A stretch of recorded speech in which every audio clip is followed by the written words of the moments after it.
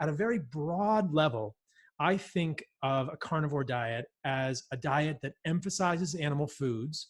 That is a diet that focuses on animal foods and understands that the majority of our nutrients are coming from animal foods, and consumes either no plant matter or plant matter with attention to a spectrum of plant toxicity. And I'll talk about that more in a moment. But I think that the definition of a carnivore diet is loose. Technically speaking, it's no plant matter, and that excludes things like coffee, though some people who eat a carnivore diet would still drink coffee. We can talk about coffee in this podcast a little later as well. That will be kind of a hot topic, maybe a little controversial. But generally, technically speaking, a carnivore diet is a diet that excludes plant matter and focuses entirely on animal foods. But I would expand the definition and also refine the definition. So the expanded definition is what I was just saying, that I think generally a carnivore diet could almost be a carnivore-ish diet, which is focusing on animal foods for the majority of our nutrients, really realizing that if we're hoping to get vitamins and minerals, the absolute best place to get those is from animals, hands down, bar none, in terms of bioavailability and raw amounts. Vitamin C is the only exception to that. I can talk about vitamin C later in this podcast, but generally speaking with vitamin C, I think that there is good evidence that doses beyond 50, 70 milligrams are not beneficial for humans, and we can easily obtain 50 to 70 milligrams of vitamin C eating animal foods nose to tail. So that is how I would think about a carnivore diet. And then when you're going to eat plants, if you're going to eat plants, you are thinking about those plants on a spectrum of plant toxicity, thinking which plants are the most toxic and which plants are the least toxic. In my book, which is coming out in February 2020, called The Carnivore Code, I have a whole spectrum of plant toxicity. Also in my book, I go through and I give detailed explanations of different tiers of carnivore diets, tier 1 through 5. In the book, I describe tier 1 as carnivore-ish, which is what I'm talking about now. Get your nutrients from animal products. Think about plants on a spectrum of toxicity, which are the most toxic plants, which are the least toxic plants. So I'll answer that question because I know you guys are all curious about that.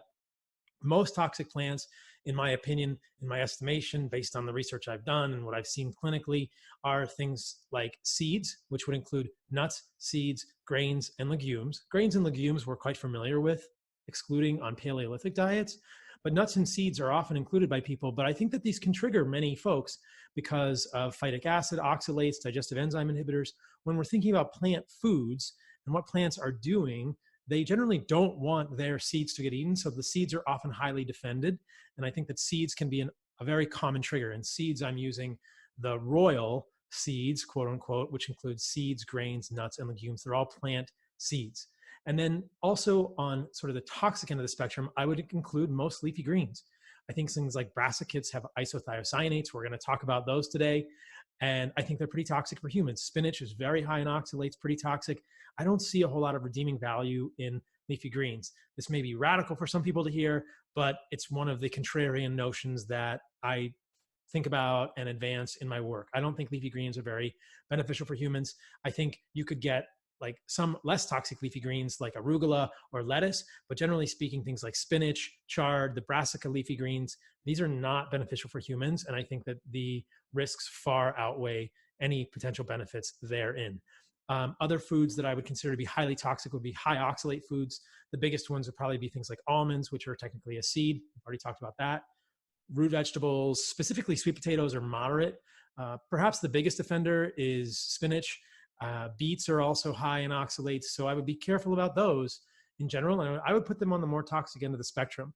In the middle, I think of other tubers that are less high in oxalates. Sweet potatoes, like I said, are kind of moderate. You might think of berries in the middle. And then the sweet fruits, I generally think of in the middle of the equation, but I'm not sure they serve a real role in our diet. There's plenty of good evidence that overconsumption of fructose in any form is going to spur de novo lipogenesis, probably trigger insulin resistance through a couple of mechanisms we might talk about in this podcast if I have time. But I'm not a big fan of fructose overconsumption, either in the form of honey, table sugar, which is fructose and glucose together, high fructose corn syrup, no surprise there, or overconsumption of fruit. I think small amounts may be evolutionarily consistent at certain times of the year, but overconsuming fruit is not a good thing. So what are the least toxic plants? I would think of those as things like berries and non-sweet fruits, things like avocado, olives. Yeah, olives have a little bit of oxalate, but it's not that much. Avocado have salicylates. They could still trigger some people, but I think they're fairly benign on the scale.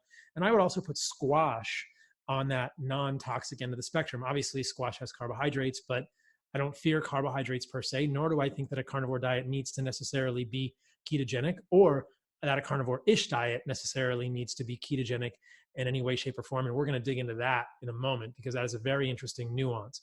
So that's kind of my spectrum of plant toxicity.